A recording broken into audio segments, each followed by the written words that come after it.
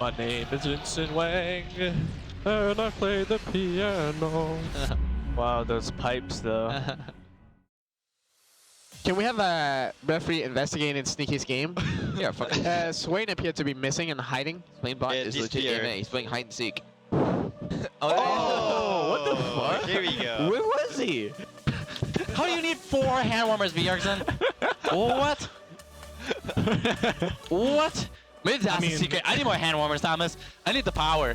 He's got two hands, 2 40 feet, hand so. warmers. Don't lose No, to the actually team don't again. remember. Don't lose to this team again. My New Year's resolution 144 is to never lose to TSM. So far, it's been going pretty well. Yeah, okay. Okay, press go, press go. Here's no flash, Tom. No flash, Tom. Ezreal flashed out. I'm an eye. Oi. Okay, Evan. Rumble. Yeah. I'm looking for Lee. Go Lee and Baron. Go Lee and Baron. S. Lee flash. Let's go mid. Darshan, you may have to come, Darshan. You have to walk up right now. We have to walk up. I'm ulting Jake. I'm coming. I'm in Gragas. Hurry on. Gragas. Hey, Rumble. Go mid. Nice up. I actually have nightmares of Haunted Maokai, dude, still. Oh shit, it's Like, so he still plays it, dude. Like, Yeah. when we first played it, they first picked Maokai, I'm like, fuck, what do we do? What do we do? Lucio counter. Dude, that's so much. This is Super Saiyan Meteos in action. No, this is Majin Buu Meteos. Like, this is Majin Meteos. Super Saiyan God. This No, guy's he's red. gone to the dark side, dude. He's got the M on his head, but his bangs cover it. Defining, get ready. Help arrow. I'm running. Oh, I'm dead. It's okay. It's okay. Let's kite it. We Kite might still be. towards Oh, arrow. Kite Rengar towards flash in. Kill Rengar. Kiting. Rumble, no flash. Rumble Zonya. I'm gonna kill here. Are you okay? Help you. It's good. No Zonya. No Zonya. Here, kill him. Karma Ori no flash. Slowly. Ori no flash. Oh my god, you no! You got it. Good job. Oh my god. Woo! I have Ori ult. You guys want to seal with Ori? Do you want to do it at 2K? No. Nice. That's it. Back. Get out. Just back. Can we just go on Maokai? No, stay together. It's on Cody. I need help. Cody's fine. You're gonna be fine. Use Lulu ult on Cody. I'm backing. I'm Okay, dead. we're fine. Talon. I can't. Talon's dead. Maokai. Protect Eugene. Guys win. Hey, Jin. Jin no flash. Jin. Nice. Hey, Kurasa. Maokai. Ooh. We won.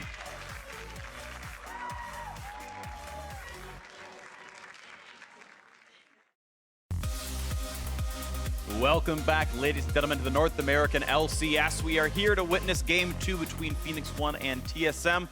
TSM's jungler. I asked him how to pronounce his name in Danish yesterday, and the best I could understand it was Svenskarn. So that's what I've been trying to say. I'm sorry if I sounded really weird during the last game, but I'm trying to relearn how to say the guy's name properly. Svenskarn is how I heard it, so that's how I'm going to call him for the rest of the day. And I'm sorry, Internet, if you don't like it. But he went off on Lee Sin. They let Inori take the Rengar. He was not perturbed. Solo killed him in the jungle. Got 2 kills top lane. Was huge just the whole time. Yeah, I think his map movements were so big, and oftentimes the scoreline doesn't tell the story for the jungler, and this one was great, but I think he was even better, and he was such a playmaker, getting kicks constantly throughout the game, really critical in taking over the jungle and controlling Vision 2. Yeah, and of course, his opposite member, you saw he did 340-something damage per minute on that Lee Sin. The Rengar did like 100-something. Yeah. He did, Inori did about 100. Inori did 1/3 the average Rengar per minute, like damage per minute stat. Like, it was a very brutal matchup right there. This is a game with no subs, by the way. Inori and Shady are still in. The teams do switch sides. And Shady specifically did so well in his matchup. That brand worked really well. Had about 1/3 of his team's overall damage. Almost tied Bjergsen, who was the highest in the game. And he was up gold in his lane opponent. Of course, that first turret certainly helps a bit.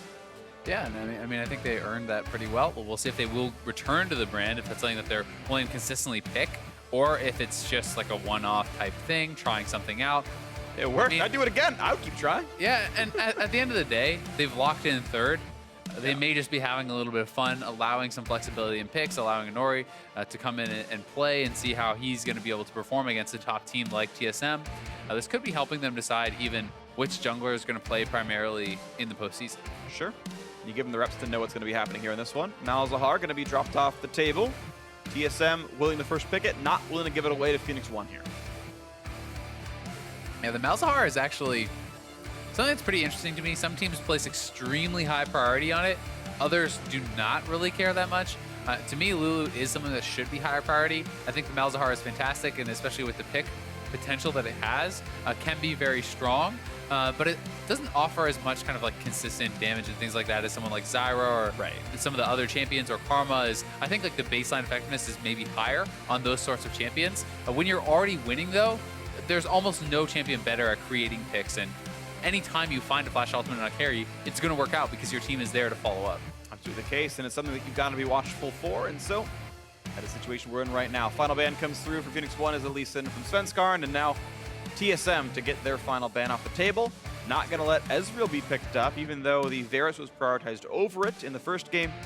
They still want to get rid of that, so P1 have to find what their first pick is going to be. And I think that Ezreal is a ban that makes some sense. If it's something that you think is tough for your composition, Arrow has proven that he's a great Ezreal player. Then it doesn't even matter if he's prioritizing it, because you may say, okay, great, he's prioritizing the Varus, well, we don't mind playing into it. And I think that Varus is someone that was very hard to take over the game, like the last one. You know, I talked about it in picks bans.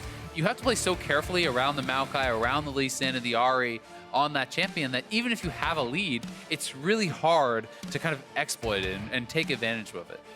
Absolutely the case. So Shen going to be the first pick available, and it was left up on the table as TSM would rather ban away things like Rumble in the top lane, which of course is known as a counter pick to Shen. Probably a Nautilus along with the Rengar. Sometimes they will drop Haunter down a little bit later, but I'm expecting that to get first rounded. He could go back to the Maokai, but I do think with Nautilus available, it is the higher priority of the two. I tend to agree. I value Nautilus as the stronger champion. You saw the quick hover of Graves, Svenskarn saying, I know what you're going to pick, Nori. Go ahead, play the matchup, it's fine.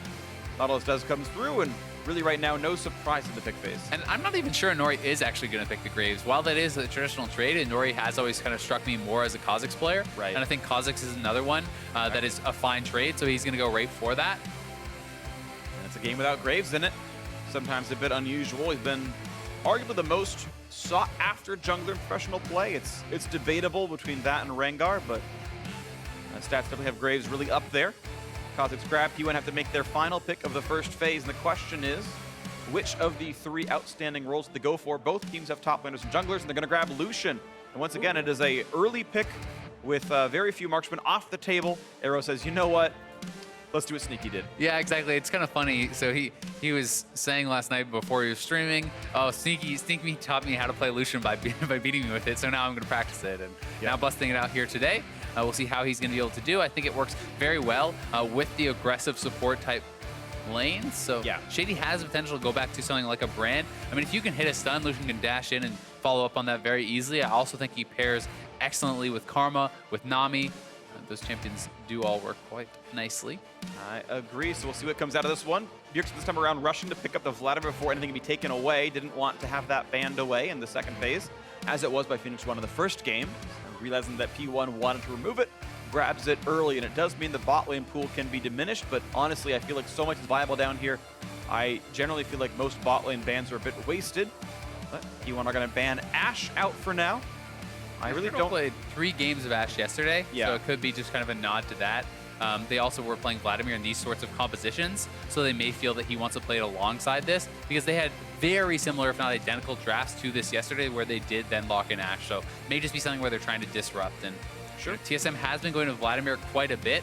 I think that the Vladimir takeaway and the Cassiopeia ban is becoming one of their mainstays. And you see the Kassadin ban coming through as it is one of the other good matchups into Vladimir. Cassiopeia, I think, is considered sort of a counter in that Cassio can handle him, likes to build him, Merlinamicon can kind of deal with the 1v1.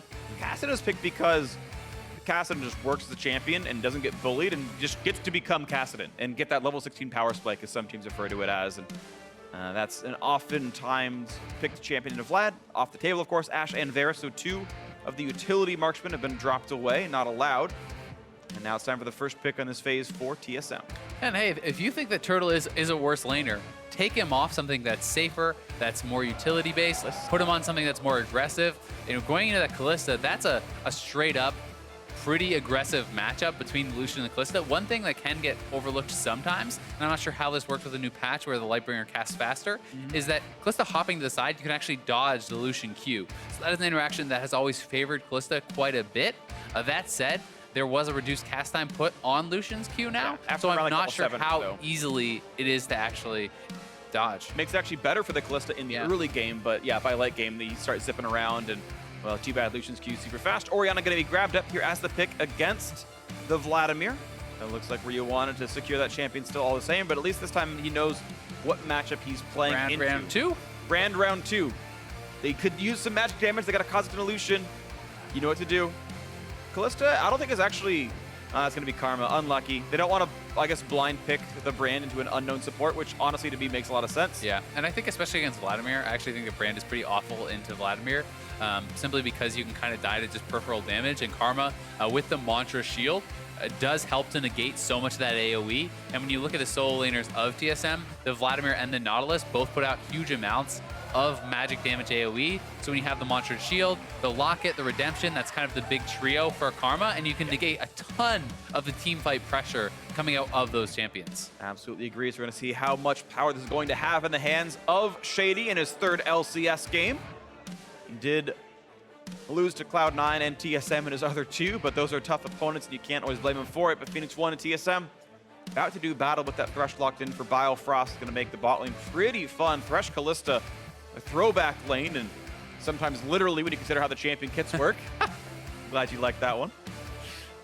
I'll give you half marks, but half marks. What? I think it's a very strong lane, and it's something that can really take you off guard.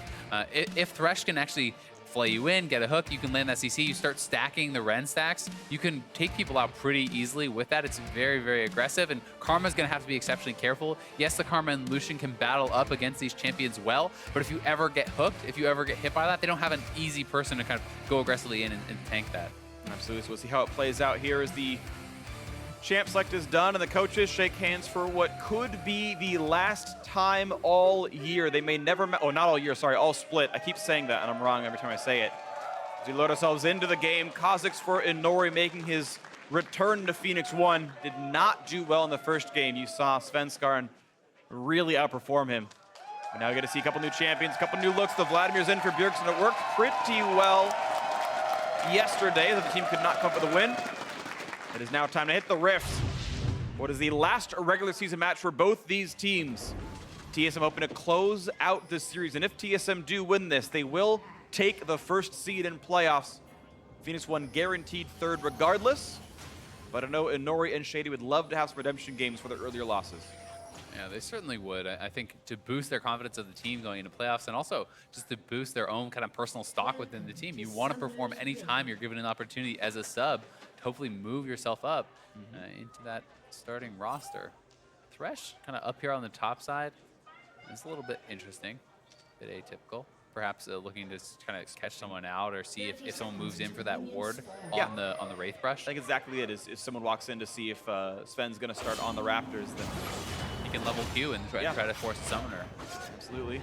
Quick trade, Zig versus Hanser. You can see Zig takes the trade long enough until his Keystone triggers and gets the heals back. It's actually pretty interesting here. If you look at Zig, he's starting with a Doran's Blade. Yeah, that is atypical. Almost never see that. This is for sure the first time I've ever seen it in professional play. You're almost always going to be on that Doran shield, but I do think it's actually somewhat intelligent in a matchup like this because you're going to be able to be auto-attacking consistently. You have a little bit more damage perhaps in those trades, and you have a lot of attack speed with your pass-through, so I think he can trade effectively against tanks. It's kind of similar to what I've seen some players do, where you can actually go fervor against some of the lower damage tanks and have these long extended trades where you can take advantage of that. Just to check real quick, generally speaking, Shen does more magic and physical damage, right? Just because all his spells do magic. So if Punch is going to counter build in lane, he'll go Spectre's Cowl. And yeah, maybe that adds up slightly, right? You go Tiamat, you get the Doran's Blade, and maybe it's enough to make your life a bit better. You can see Inori preps all the Raptors. He's going to be about as fast as Sven is. They both threw those camps in very similar timings. You see Inori walking to the brush for Green Father's Gift after the initial burst. Small optimizations in the jungle always matter. Thunderlord's triggered. What a sick trade by Ryu. It's going to be a pretty passive lane, likely. I do think that Orianna can bully in the early stages. You can try to shove him in. You can try to get your edges there, especially once you pick up your first blue buff. If you can push in that Vladimir, you can at least get some semblance of an advantage there, even if it's just through pressure, allowing your jungler to kind of have more freedom to move around the map a little more. We'll see what that freedom entails for these players. As Sven's going to clear the Raptors, or sorry, the Krugs and make his recall. This time around, he's actually faster on the play than Inori. Generally speaking, I feel like Rengar is better at killing those, so not a huge surprise, and they should have mirrored recalls. This is actually pretty interesting. For a long time, junglers had been simply skipping the Krugs. They go Raptors, red, cross the map, take up their blue buff, the wolves, etc., and go for clears like this. And now we're seeing more players go to their Krugs, and both players are actually doing a mirrored path where they do that, they base, you move out on the map, then take your other half of the map and start looking to cause some pressure. Yeah, it lets you have kind of full health and mana. In one case, Inori goes for the second jungle item. For Sven, he goes for a longsword here. And then you've got a control ward, you can put it down pretty early. And it's a nice safe build order. I really consider, because I came from RTS background, like I consider early jungle pathing like a build order where you have sort of 4 decision points. Like, yeah, I'm gonna build this building here. I'm gonna get these 3 camps, and then I'm always gonna have a 3-minute control ward, and I'm gonna use that. And then you can start, do I ward the one brush or ward the other brush? And you kind of like start branching from there. But it seems to be a very safe for risk-averse early plan for junglers. Yep, definitely does. And both teams are trying to track the other opposing jungler. Because P1's bot lane had the push, they actually got a ward in on the Gromp. But Biofrost making a roam to Ryu, looking for first. Ooh, Ryu. Yeah, I'm not sure. I think he was out of range. Yeah, he's smiling. I think he knows he was out there. It's hard to make that call, though. It was a mistake, but I understand the choice all the same. Zig in the battle with Hanser. Yeah, puts the dodge zone up and ignores all of it, but it's a really tough situation for Ryu now. Having that flash be forced, especially because Biofrost did not even expend his flash.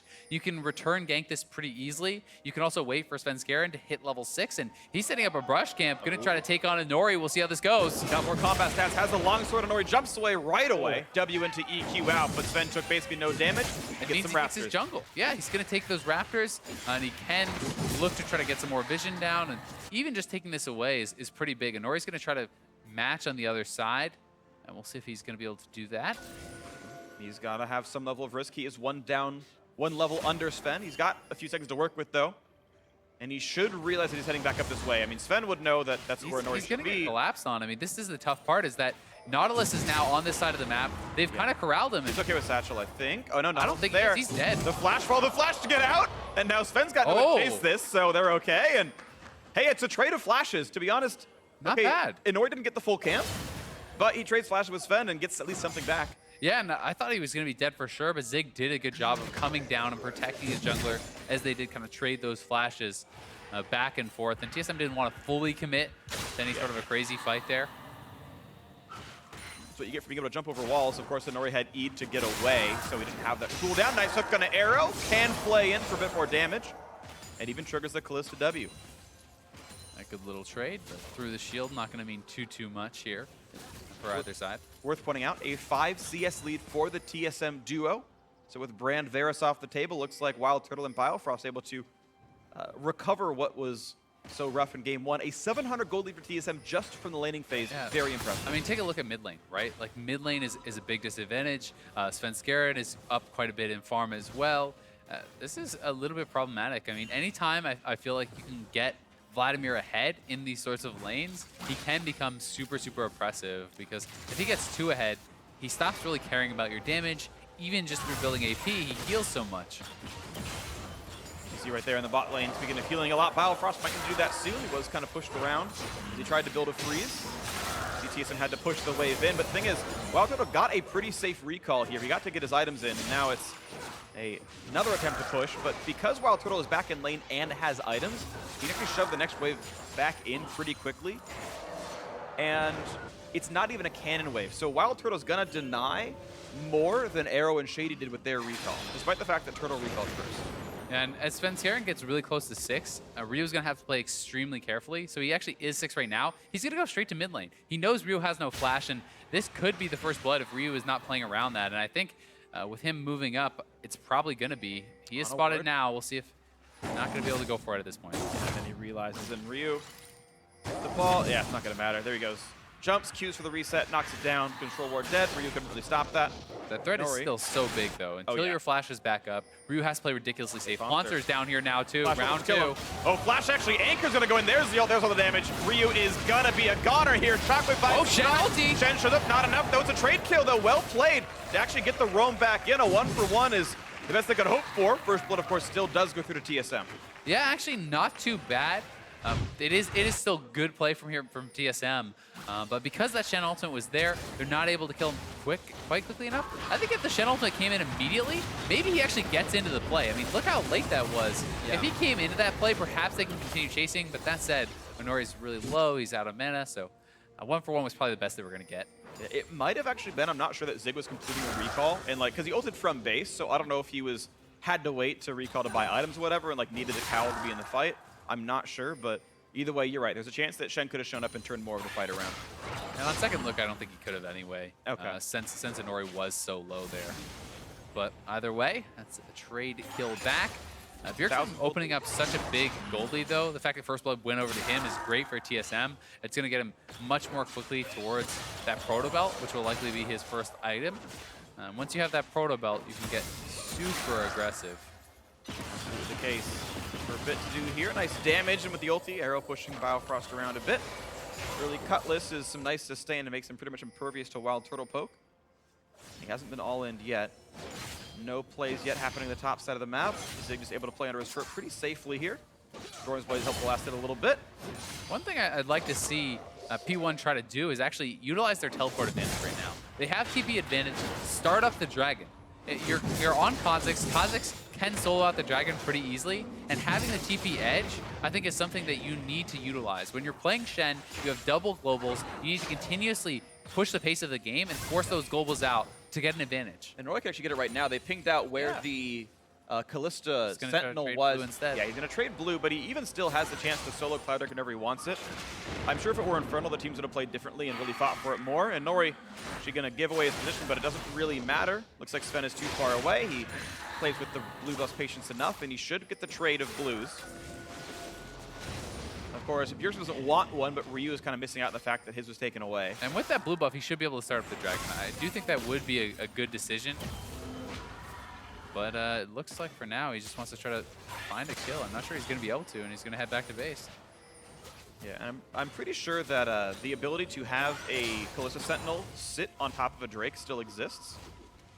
And looks like either Wild Turtle's not allowed to do it in Pro Play, which I don't think exists as a rule, or he's just not going for it. But you can usually get a Sentinel to confuse itself on top of the Drake and just sit there and reveal it forever. It's either something Turtle doesn't want to do, but either way, it's not a huge deal. But the fact is that Inori could solo the Drake whenever he wants to, but he's not going for that kind of play. Zig just going to sit in lane. Does have a small CS lead, so they've both left lane to a certain degree, helping the mid lane, and Zig feeling pretty right with this one. Yeah, Zig's looking good.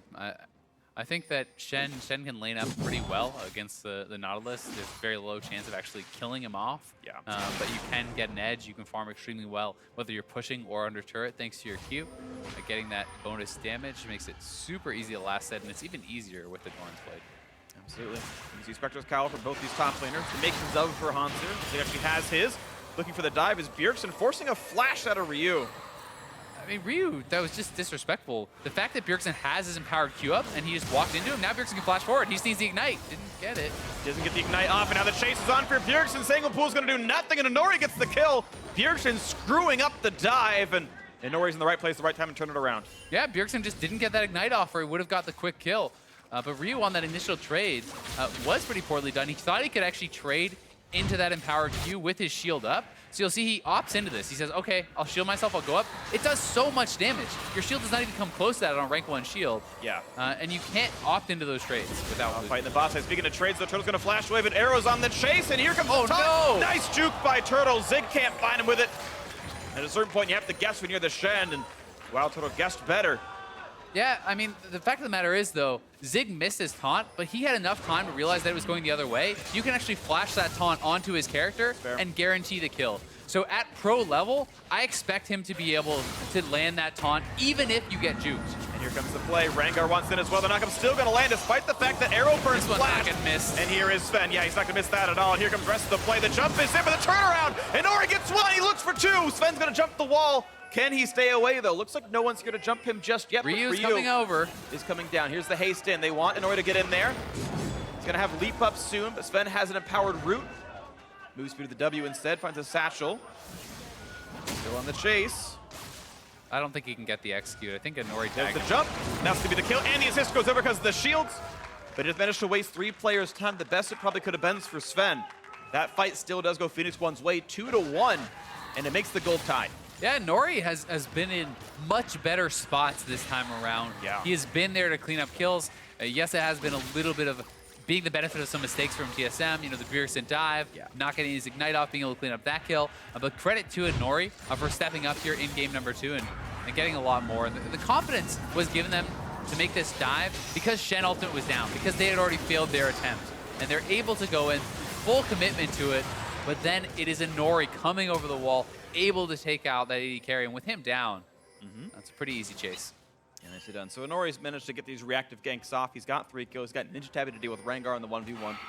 Maybe some tower dives as well. And now we'll be to look at this Cloud Drake. But now they actually have TP disadvantage. They may still get it, as TSM may not decide to actually challenge here, but there's no ultimate on Zig. There's no TP on Zig. Hauntzer could come in if they want to try to force, but Svenskeren on top side looks like TSM is okay to give it up, especially because it is Cloud.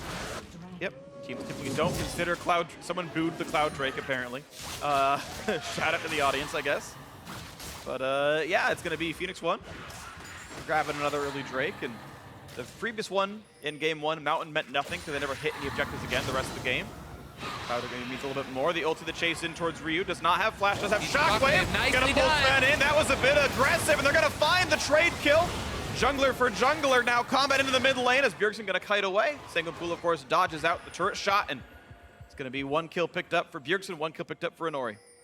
And Shen is moving down. Shen almost up, so Inori can look for this now if he wants to. He should jump in. Shen ultimate could come out. To the play, lands the W. Here comes Zig around the wings. Going to get that one, and this time around he lands the flash to get the kill on a Bjergsen. Yep. They waited out the empowered Q, and they made it happen.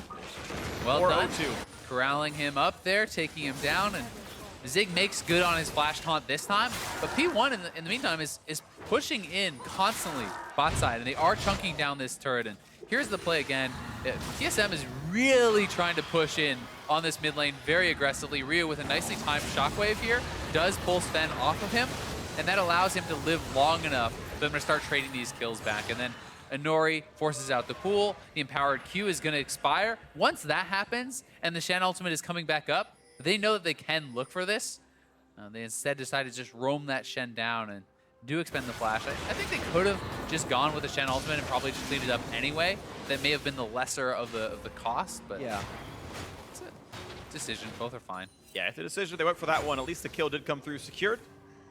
You might have mentioned it in the replay. I didn't hear, but Ryu moving the Q to shockwave the Rengar away. Yep. Because I was like, okay, you just self-ult, you get the CC, hope Inori turns around, he's going to make Q forward and pull you away. Yeah. And meant Bjergsen had to dedicate even more to finalize the kill, and it was very smart by Ryu. Exactly. Even if you are going down, that forces them to expend extra resources and allows you to get one more rotation of spells out, perhaps. One thing he misses out is the bonus armor MR from the ball on his head, but wouldn't have changed anything about that fight, so I think it was the best he could have done. Fight for the ward goes. Getting the last at that one. Could have given the hit over to Inori to give 30 extra gold to the team. Pretty minor optimization. This game's still very close. 400 in the lead for Phoenix 1, though. Ryu still down CS under Bjergsen. This time he had the option to somewhat counter-pick it. Look for the hook. They land on an arrow, but do they even Inori's want here. They don't want it. A lot of damage coming through. Wildfire pulls in a support. Gets a knockback onto Inori. And they are going to get away from the turret. Nice pop of ult. It gets him out with only burning 1 summoner. Yeah, I mean, that's a flash from Inori for just the heal and the ultimate of Turtle. It's not too bad. The big win here, though, for P1 is they're going to try to get that first turret. Nice shockwave. Wow. Sven should not have attacked there. He should have seen the shockwave was coming and waited it out. He actually loses his ult leap. Still great by Ryu. Buys himself the time. I think a little silly, but first turret does come through once again in the bot lane. The resource dedication toward Arrow and Shady is working out. And to me, that's much more of a great play from Ryu than a poor play from Svenskeren, because how often do you see that play happen? Almost never, and that was really well done. To fully pull him out without even the damage coming through. Yeah, that was pretty rare. slick. Here comes the attempt at a dive. A lot of damage comes in. Hook hits Inori. He's tanky enough. Arrow gets a lot of damage through, but can't finalize the turret dive. Yeah, they're trying to actually just chunk them out to now pressure this mid lane turret. They have a wave coming up. Nautilus is roaming down, though. Shen ultimate is available. A big fight could potentially break out, but I think P1 would have the edge. Not too much picked up here. Sunfire Cape done for Hauntzer. He actually just he sat on the Null Magic Mantle and went all the way to Sunfire pretty early. Of course, Zig with the Doran's Blade and a Tiamat is physical damaging enough, and it gives Hauntzer some extra pushing. And Inori is kind of the most likely person to make a visit to his lane that actually could take him out. Even if you don't itemize Spirit Visage or whatever, the Shen's likely not going to be able to do too much to you. Yeah. Whereas Inori could take you down, and having some of that extra armor is going to be helpful. Arrow is doing well, so it's going to help him out there too. We are at the state of the game where Zig kind of has some priority over the lane. He's tanky enough. He's got Or the TSM push. top though. Yeah, you're right. He's going to kite back in time, though, and this time Zig's instincts do kick in. Arrow and Inori are heading this way, but they are still outnumbered right now. They don't have Shady just yet. Ryu almost takes down this mid turret, though. He's 2 auto attacks away from knocking it down, but for now has to respect the team. He's going to kite back. Arrow almost walked into the stun. What is he subbing in for? Because the rest of TSM are here, and Arrow's going to lose his life for that play. A bit of a catastrophe. The dodges are not going to be enough. Zig going to drop next up. A double kill for Wild Turtle, and Arrow bit off way more than he could chew. That was so poorly played from Arrow. Even with the dash in, he could have flashed the hook. He doesn't flash it. He gets hooked up, donates a couple kills over, and that's a fight that they potentially could have won. Yeah, absolutely the case. The rest of the team was coming, and he just went too early, and it means that TSM are back on the board here with this one. They were actually starting to lose out a lot in this game, but back to tide. And here it is once again. The initiation onto Zig. He does have to retreat, but Arrow just dashes into a 2v4, has time to actually flash out, and then flashes out when he's already dead. So definitely not some of the best play there from Arrow. With the gold lead in the top side, on Inori and on the Lucian in this fight, I think they actually could have won that fight had they played it properly. Yeah, I definitely agree. So unfortunate and a rare mistake from Arrow, but it is one. TSM clawing back into this one. Still have not taken the turret down, though. The reinforcements that came into the top side were able to keep that turret afloat. T1 very close to getting that mid lane outer. Again, it's at like basically 7 HP right now. And you can see Bjergsen playing very aggressively to try to wave clear it. And he is taking minion aggro, but it's going to drop right there. Unfortunately, local gold not gained, so a couple hundred lost that Ryu could have tried to walk forward to get. Means a less valuable turret than it could have been. Second Cloud Drake spawns now, and we'll see if as Phoenix One are playing for the bot side right now. Zig going to dodge some attacks. Nice flay. Top one's already down. Good chunk of damage, and it'll be a trade of resources. Exactly. With the bot lane showing top, we already know that Inori is going to be going straight for that dragon. He's easily able to solo it up. No real threat of TSM contesting, so they will grab themselves the second straight dragon and a significant movement speed advantage. And I got to say, it was actually well played by P1. Zig tanked enough damage and kind of kept the turret alive that P1 could send resources bot lane, say, okay, Inori has it for free. Now get back top, Arrow, and don't let him pick that turret down. It looks like it's going to happen. Arrow, though, okay. He Yeah. took the safe route. There's no way you go up that way. You definitely got to jump that wall there. He's going to be all right. And he's going to be okay with this one. 900 gold lead Phoenix One, plus the double Cloud Drake. Rotation speed going to be nice to have. But it is not direct combat stat. They've got to use it in some way for it to actually matter. And we'll see as the boards get cleared back and forth. Ryu looking for some champions. And suddenly he is in a 1v3. He walked through a ward. He's okay though. Cloud Drake moves speed at its finest. If you look at Arrow's build, it's actually extremely defensive. Yeah. Grabbing the tabbies and then also going for that Kindle Gem first to work towards the Black Cleaver instead of going towards a Phage. Yep. So he's definitely, he's going to be a little bit more tanky. But that said, his damage is going to be a lot down because of this. He's not building a ton of AD with all that gold spent. I mean, that's 1,600 gold. For the only offensive stats is a little bit of move speed and some CDR if you want to count those. Sure, and yeah, more Qs does help a little bit, but you're right, it is a defensive build. He wants to make sure he doesn't die to Svenskarn. But of course, he has 3 shielding teammates. I don't know if you need that defensive of a build. Yeah, I think it's a poor decision when you consider the fact that you have the Shen, the Karma, and the Ori. There's the flash chase. Bjerg's gonna get this kill over Ryu. Here comes the Shen ulti to maybe buy some time, and Shockwave not gonna come down in time. Well played by Bjergsen through the shields, gets the kill picked off, and of course, Hans gonna have an easy time 1v1ing Zig in the bot lane. Nothing gained for P1. And in that case, Zig couldn't have actually done anything with an earlier ultimate because Haunter was right there to interrupt it anyway. So you pop that ultimate just for the shield, not actually expecting to come through, but definitely feels bad when you expend that ultimate and your teammate dies anyway, as it is a relatively long cooldown and it's one of the big powers of Shen.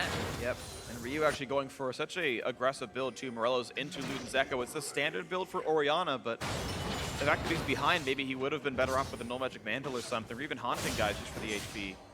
Yeah, I definitely don't think it's bad to just pick up a casual Null Magic Mantle and just sit on that. You don't have to build a full Abyssal or anything, but you can just grab a little bit of MR, which can make a massive difference Yeah. in those sorts of all-ins, because he just does not seem to be able to survive against Pearson. It's unlucky for Ryu, but it's the case that it's where he is right now, and he's got to withstand the rest of this. TSM have brought the gold now to equal a lot of this off the back of Bjergsen's hard work. He's got 3 kills, half of his team's right there. So far, not a lot being gained otherwise. And Bjergsen has had a lot of help too. It's fair to mention is Svenskeren has come time and time again with those ultimates, so it's not as though he's just straight up winning the 1v1. Right. You know, Ryu really has been getting picked on, and the fact is that Ryu's not that behind for how much attention has been paid his way. Sure, totally. And you can see him able to trade back right there. Gets the punishment back on towards Bjergsen. Of course, we know with the flash of Vladimir, he's a Turtle getting pretty target. far up. Okay, maybe a 3v2. They don't go for the play, but this was actually, I think, diveable. Instead, they look for Svenskeren, looking not to get the shockwave just yet. Able to get away with his ultimate. Maybe goes back in, but 4 men strong. P1 not going to be jumped on here. Yeah, such an even game.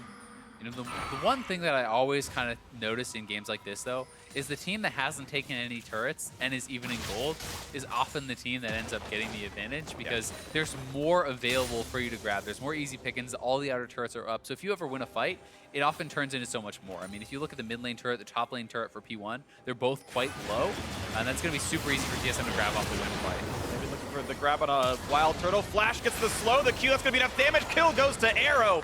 And Phoenix One find the dive, the 3-man play, the shield, the haste from Shady helping it out. And this is going to be 3-0 in turrets in pretty quick order. P1 at least finding the openings in a very tight game otherwise. Yeah, Turtle just moving too far up without Svenskeren having his ultimate to back him up, without Biofrost there to help him. He's a solo player. Even if it wasn't a 3-man dive, they could even set up a 2-man dive pretty easily with that. So it's something you gotta pay attention to, and you gotta be careful. You have to be willing to give up some of those minions and wait for your team to move into position to defend you. Yeah, and it's you can blame Turtle for defending the turret, and you can blame TSM for not defending the turret with more than just him.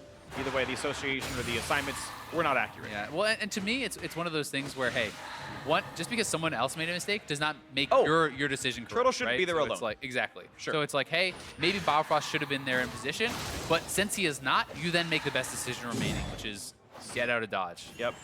It's surrender, give it away. And you're right that maybe Turtle as well as the rest of TSM for making this happen. But it is now this 1,300 gold lead for Phoenix One, the kill on the turret, and if they can keep their powers alive, maybe it's okay. A lot of damage on a Ryu. Shockwave buys a bit of time. The shield's not going to be enough, though, and Shady's going to be next up with a chopping block, but gets over the wall. And now Inori wants to re-engage for this. Haunter is still taking the turret, but down to about half HP, and Hook's going to land into Inori. This is more damage out, but it's going to be the kill. But first the taunt, and the dodge zone. Still the signal pool is enough. Will there be a trade? Oh, Bjergsen with the Zhonya's arrow should get this back, and he will do so. Right now it's a 2-for-1. Can there be more? Looking for the damage with the not ulti damage. Not going to come through. Arrow gets a shield, gets alive just barely. Wild Turtle wants to chase, lands the Q over the wall. Wild Turtle finds his prey. They're going to get one more as it's going to be Zig dropping out 4-1 the overall trade. TSM with the lead. And they're going right for Baron, it looks like. They have Kalista. They are low. Are they going to try to start it up? Yeah, they're going for it. The TP's coming back in. They will be able to take this, I think, pretty easily. Almost nothing P1 can hope to do. You can see early smite for Sven to heal him. He knows that Ren is going to be enough to secure this. That's theirs. Shady and Ryu likely to not have their way with this one at all. Definitely a frustrating fight for Zig, as he had so many people so low, but couldn't quite finish off anybody. And TSM has had such explosive starts to these fights, being able to burst down their targets through the Shen ultimate almost every single time. And, you know, this was a pretty early Shen ult coming in. Already the Mantra shield. Ryu has his own shield up, but they just blow him up through everything. And from that situation, it's very hard to win the team fight. I think P1 played it relatively well, but Biofrost was on point with his hooks. This was a fantastic taunt flash from Zig. He had 4 members and the parry zone, keeping Inori alive a little bit longer, which allowed them to fight back. But look at the backline. Zig had all these guys so low, but he can't actually finish anyone off, and does eventually get taken down. And Turtle with a nice snipe. Even in partial fog, but of course he knew where he was going, and then that hook was great as well. P1, they could have made it a 1-for-2, and they looked for more and lost 2 members. I want to point out something that happened, by the way. Wild Turtle delayed his rend on Baron until Bjergsen respawned. He wasn't like asleep at the wheel. He waited until his mid lane was up, so they do have all 5 Baron buffs. That was Turtle having the patience to do so. Now 5 Baron buffs, the 2,000 gold lead. TSM looking for a lot, Sven. able to get his way out of this one, and Nori not going to get hooked. TSM should have everything they need to get a lot more. As you mentioned earlier, if the game is tied and you haven't killed turrets yet, when you get that lead, those turrets fall and the gold explodes. Top outer dead, mid outer. Mid's gonna go down. There's almost no way to really defend this, I think, against a Baron if they want to contest. And ooh, Shockwave even expended there. Yeah, and all it takes is Sanguine Pool and a Lantern, and over they go to the left-hand side of the map. Bot lane outer picked off by the solo split push of Hauntzer. No one's there to defend that. And P1, generally speaking, have to give away most of these outer turrets. Yeah, I think the tier 1s are all I mean, you want to slow it down. You want to thin out the waves as much as you can, but you don't really want to commit to a full fight, I think, over these, especially not with Shockwave down now for Ryu, and TSM will just kind of wander in and take that out too. Yeah, Fierce doesn't mind taking 2 turret shots there. He's got enough armor. Zhonya's Hourglass is in. Needs to make that gold lead 4,000. Looking for a slow onto Biofrost. They're going to land some damage here. Red Spite in for a bit more. One hit away from the kill. They're going to get the one. Shen coming Biofrost in. a bit far up. They're going to wait it out, and Bjergsen going to get found. Nice flash to stay safe. Zig finds a bit of a slow bit of damage, but it's not enough. 1 for 0 and a force flash. Not bad. Yeah, I mean, the pick there onto Bio and the flash forced on Bjergsen means that they may have stopped the bleeding a bit here. TSM may not be able to push for more with their Baron buff. 1 minute left on that buff. 20 seconds on Biofrost, meaning there's only 40 seconds of 5v5 left on the map with the Baron.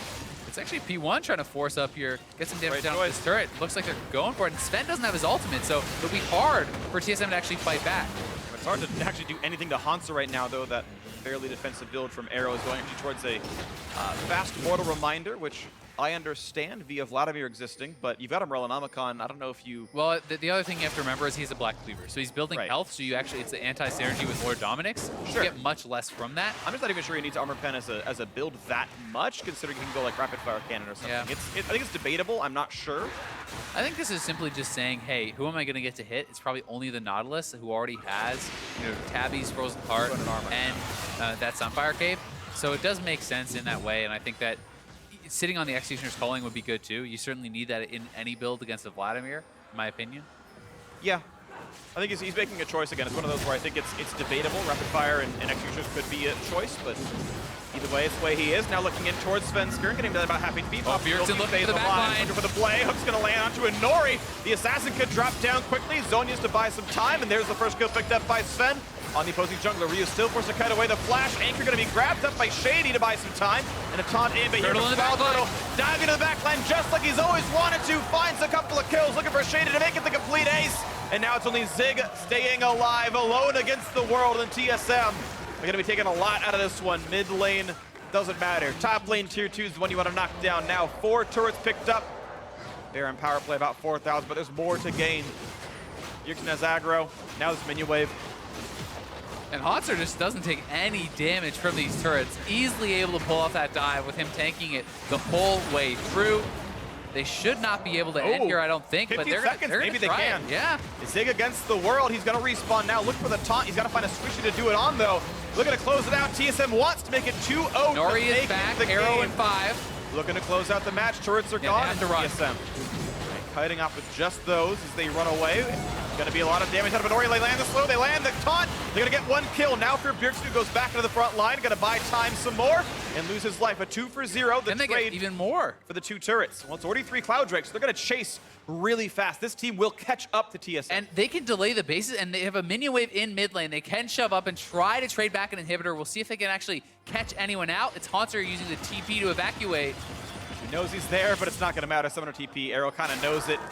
And out they go. He pings, hey, there's teammates. Oh, they didn't realize it was TP, actually. So Arrow, okay, realizes now that the rest of them are gone. Mid lane will be answered. Ryu should have the damage. He will. This turret's going to fall. So TSM making the choice to go for Nexus turrets. Lose 2 champions in mid lane tier 2. Works out fine, I think. Yeah. I think it was risky, but the fact that only 2 of them went down meant that P1 could not just march down and end the game or knock an inhibitor right back. So that is going to end up okay. And the gold trade ends up pretty even. And it's an exposed Nexus, which is always a big threat. Definitely is. So we're going to see TSM find the funny plays. Of course, with the TP recently used by Hauntzer to get away, that means he's not going to have it up again for when the inhibitors are still down. Inhib will respawn by the time his TP's back up, so there's no funny TP plays. Yeah. I think it's less about that and more just about the fact that when you have super minions pushing in the top lane, there's not even any Nexus turrets to help thin out that wave. And that's the big deal to me. And that's partly why you see Zig so far up here, pushing so far, trying to utilize his global advantage to really even out those waves. And hopefully for P1, they can set up a good fight because they still are in the game. And TSM's going to try to force around that Infernal. I don't think this is the fight you take for P1 because they just don't have the vision. Yeah, right now it's going to be the reset. They're going to give this one away. And Nori does not have Flash to be leaks for a steal. I don't think it's worth trying because if he's dead, you lose the game 5v4 outright. Exactly. They just walk it down top lane, they end the game. That is not where you want to fight. P1 are going to have to give that up because of the map state. Well, they can keep playing the rotation game. Triple Cloud might come into effect sometime this game. It's hard to say what's happened because of those breaks, but right now it is TSM who have the tools they need to close this out, end their season 15-3, end the split 15-3, and take that first seed. Cloud9 is hoping for a Phoenix 1 comeback as they stand to gain from a P1 win here. C9 would take first place instead, but that seems to be unlikely, cheering or not. TSM now going to play for the Baron buff that is likely to end the game and end the match. I do think that P1 is going to have their chances to actually fight around this, though. They have some wards in the back of the pit. They have Shen split pushing, so they will be able to eventually force an answer and get some map presence out there. It's really hard to force both those globals out of the Shen to actually just get a free Baron in a situation like this. And they're going to play inside the jungle. You can see the deep wards, the sweeper. They do miss one, but it's not that important. They know that the approach is dark. For now, this Rift Herald will let them know what's going on, or the Scuttle, I should say, and here comes the play. Zig has to ult in to make this happen. Baron losing health pretty quickly. TSM inside the pit. Bjergsen cutting around the backhand side. Good damage out from Arrow. Here comes the re-engage. Bjergsen wants to get the solo kill on the bottom. Look at the damage output. Oh my Just God. solos him out. And here's the fight in the front line. Turtle stays alive, and Nori gets deleted. This is going to be 2 kills already. Make it a third in pretty quick order. No chance to re-engage. And in a 5v2, Guardian Angel pops, down he goes. 5v2, it's time for TSM to look for the Nexus. Oh. That is not a Faker caliber shockwave. It's not going to get the kills just yet. The poke's not going to matter. Ryu goes down. And now it is Shady against the world. It's not going to happen. TSM are going to close one out 2-0 against the number 3 seed. TSM going to secure that first place seed heading into the postseason. Number 1 TSM, number 2 Cloud9, number 3 Phoenix 1. That is where those teams will end up. TSM 2-0, some of their toughest competition. End out the week to gain redemption for their loss to Liquid yesterday. And they go for the KD at the end of it all. And down it goes. TSM victorious in the last match of the regular split. And they look good. I mean, game 1 was an absolute stomp. Game 2 a lot closer. But Turtle down the stretch, I think, performed very well. A little bit of redemption for him, and Bjergsen was a monster as always. I mean, that kill on Arrow ended the game. Yeah. You know, yes, it wasn't over, but that ended the game.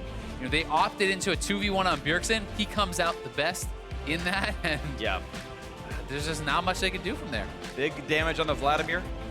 2 games in a row, his most damage on his team. This time around, both Ryu and Inori had better showings. I felt like Ryu was doing reasonably well for himself. He was getting dove a lot and it made it rough, but he had at least a lot of damage. Inori certainly was a big factor here. We started out 4-0-2 in a game where his team had 6 kills for a while, but unable to get the rest of it. And Arrow's Lucian failed to do what Sneaky did to him in the previous match. I mean, this game for me, I think last game, despite them still getting stomped, I think Arrow actually looked better. This one, there were some more glaring errors in Arrow's play. I think notably the top lane play, dashing in, not being able to avoid some of these skill shots, kind of getting hooked up a lot, even sometimes with summoners available and dash available. I don't think Arrow looked on form today. And yesterday at C9, he certainly didn't. There's been a lot of holes that are kind of being punched out in his play in this last weekend, and people are talking about Arrow for MVP, talking about these guys for MVP, and I think that these last matches matter a lot for that.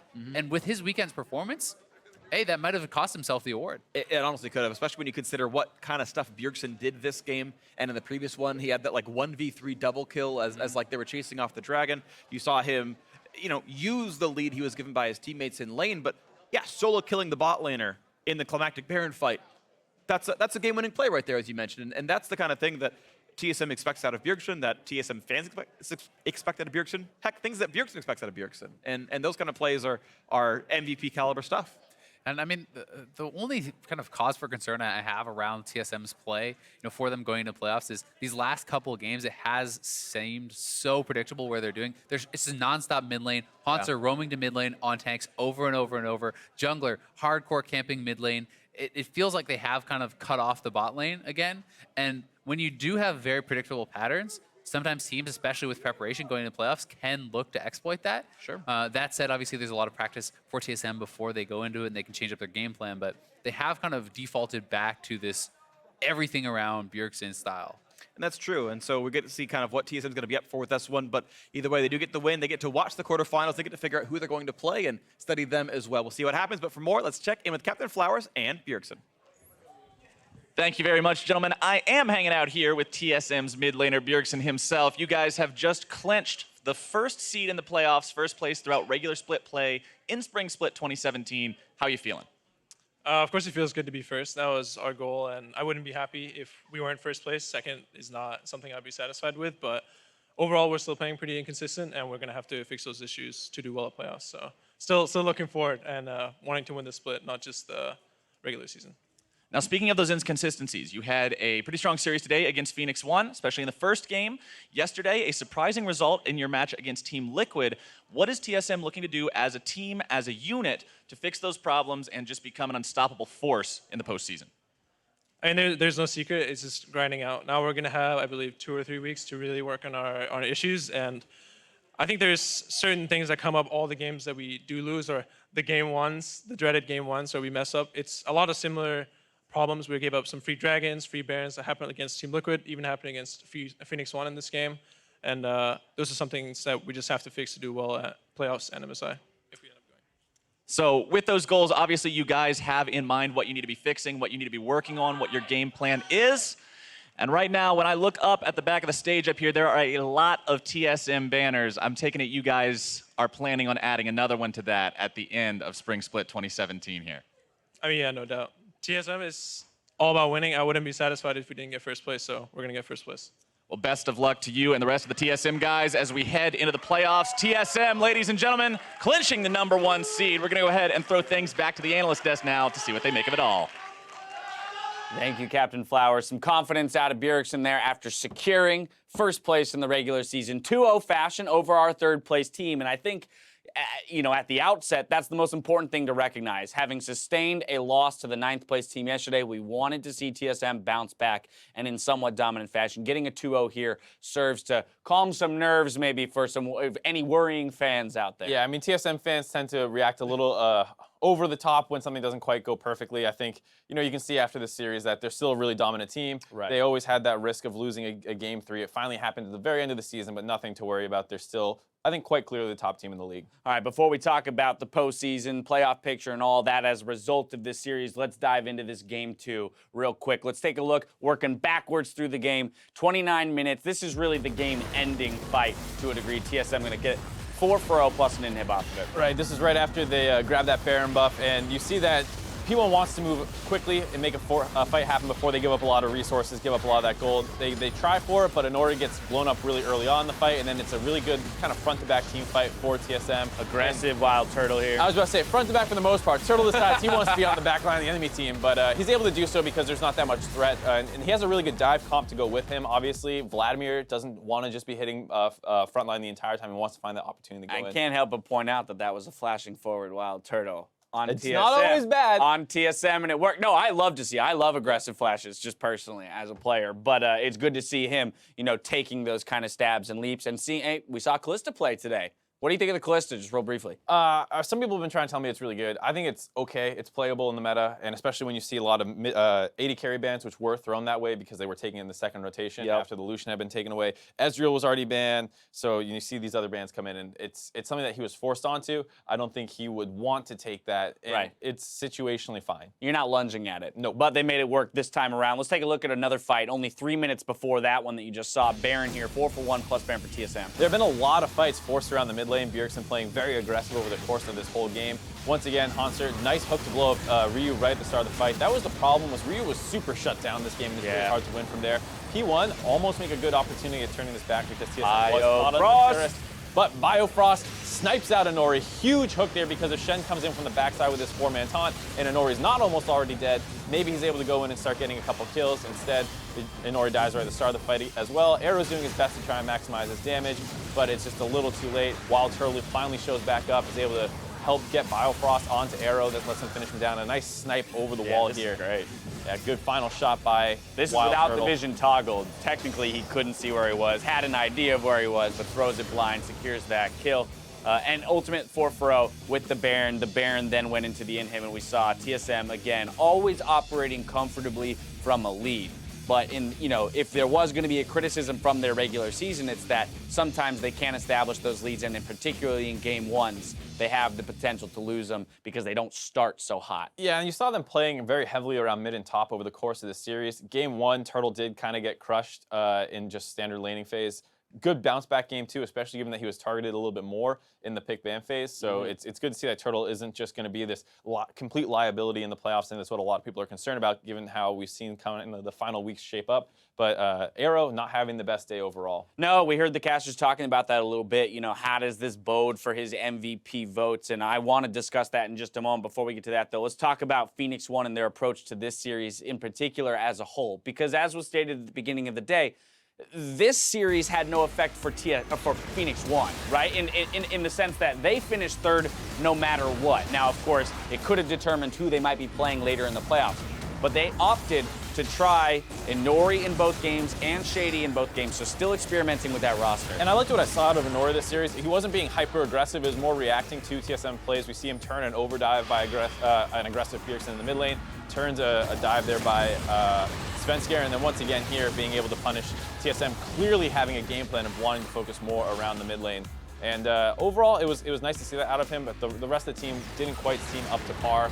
Right. The early, ban influence that they threw at Turtle did not stop him from having a decent game. And I mean, not like Inori played perfectly either. He did walk up and get hooked in that important skirmish around the mid lane, but that was a pretty good performance to see out of him. Yeah, definitely. I feel like he had a pretty good sense of where Svenskaren was going to be, right? Showing up, being in the right place, right time. In the support position, though, that's where I come away from the series, and I feel like I have no sense of which is the better support player on Phoenix One and who should be played through the playoffs alongside Arrow. It kind of feels like the Ray impact situation at the start of this, when we're like, what's really the point of this? I see that obviously there's a little bit of a different champ pool here, and in the first game, if they're looking at TSM losing to Team Liquid and saying, let's try and exploit Turtle as hard as we can, they go with a brand pick, and it actually worked out pretty well. I can understand that a little bit, but the second game, you're just playing Karma, I think it was, and I think Stunt obviously can play that champion and has a little bit more synergy given that he's been on the team longer. Who knows exactly what P1 was thinking over the course of this series and why they used each player. Yeah, but as we were focused on the bot lane, let's talk about player of the game going to Biofrost on the Thresh. Have loved seeing him on this champion anytime TSM has the opportunity or finds a comp that will work with a Thresh. One of that mid-game or that mid-lane team fight that we saw, 2 crucial hooks coming out of Biofrost to help turn that one in TSM's favor. And it's funny, I think it was just yesterday I was talking about how Jat and I were saying, oh, it's hard to give player of the games to like Karmas because it's not always the most impressive champion. But give him a Thresh.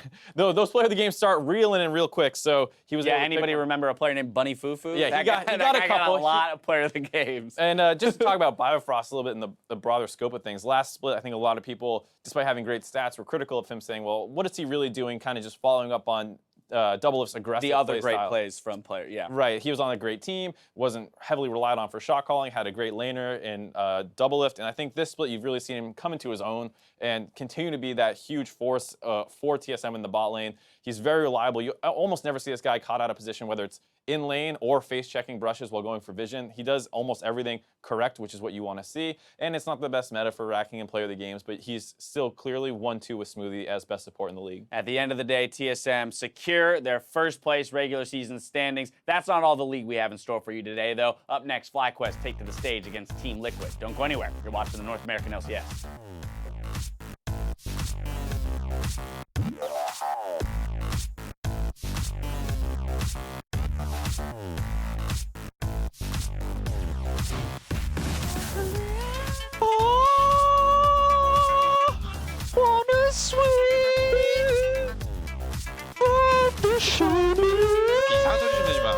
watch out. Nice. Lucian, give me there. Cover. Give me a Baron. Cancel jumped in. Help, Lucian's there. Lucian's there. They're There's TPing behind behind. us. Play together. Play together. I'm coming. Run up the river. So. Run up the river if you can. He's dead. I'm telling us. Help me. I'm on the way. Lucian super low. I'm here. We can fight. Callista's here now. I'm up. Lucian. Kill Lucian. Lucian flash. Ah, he flashed. Nice. Baron. Baron.